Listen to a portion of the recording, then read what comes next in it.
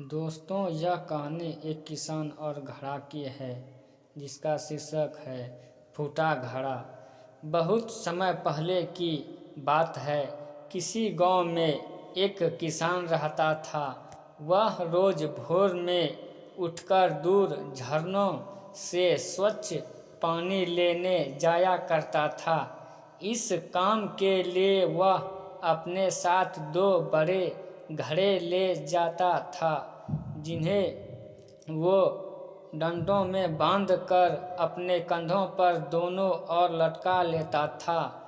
उनमें से एक घड़ा कहीं से फूटा हुआ था और दूसरा एकदम सही था।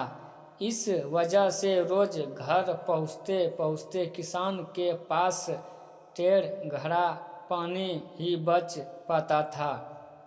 ऐसा 2 सालों से चल रहा था।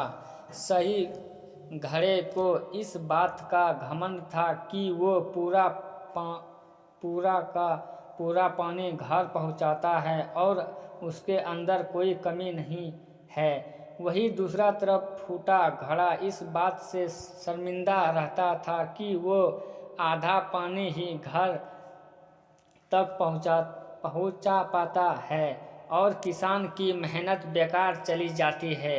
फूटा घड़ा ये सब सोचकर बहुत परेशान रहने लगा और एक दिन उससे रहा नहीं गया। उसने किसान से कहा, मैं खुद पर शर्मिंदा हूँ और आपसे क्षमा मांगना चाहता हूँ। क्यों? किसान ने पूछा, तुम किस बात से शर्मिंदा हो?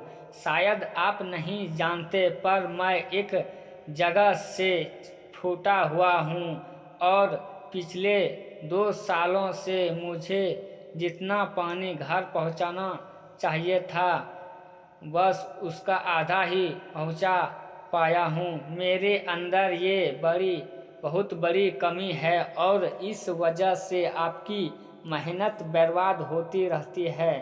फूटे घड़े ने दुखी होते हुए कहा।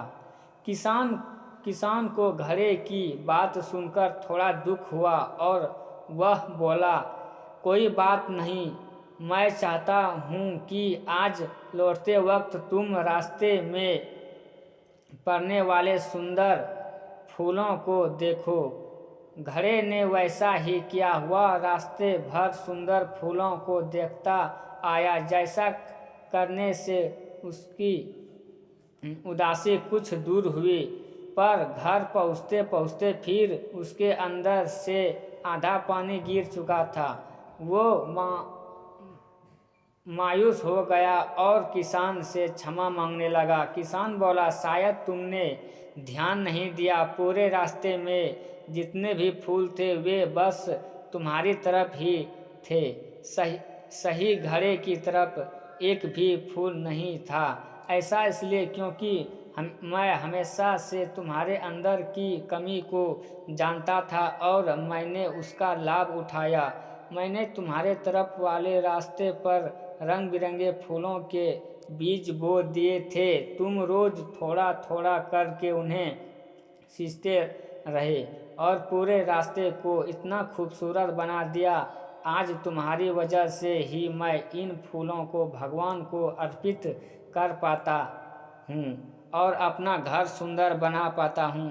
तो तुम ही सोचो, अगर तुम्हें जैसे हो वैसे ही हो तो भला क्यों मैं ये सब कुछ कर पाता। दोस्तों, हम सभी के अंदर कोई ना कोई कमी होती है, पर यही कमियां हमें अनोखा बनाती है। उस किसान की तरह हमें भी हर किसी को वो जैसा है वैसा ही स्वीकारना चाहिए और उसकी अच्छाई की तरफ ध्यान देना चाहिए। और जब हम ऐसा करेंगे तब फूटा घड़ा भी अच्छे घड़े से मूल्यवान हो जाएगा। यदि आप लोगों को मेरा कहानी अच्छा लगे तो सब्सक्राइब करना ना भूलें। धन्यवाद।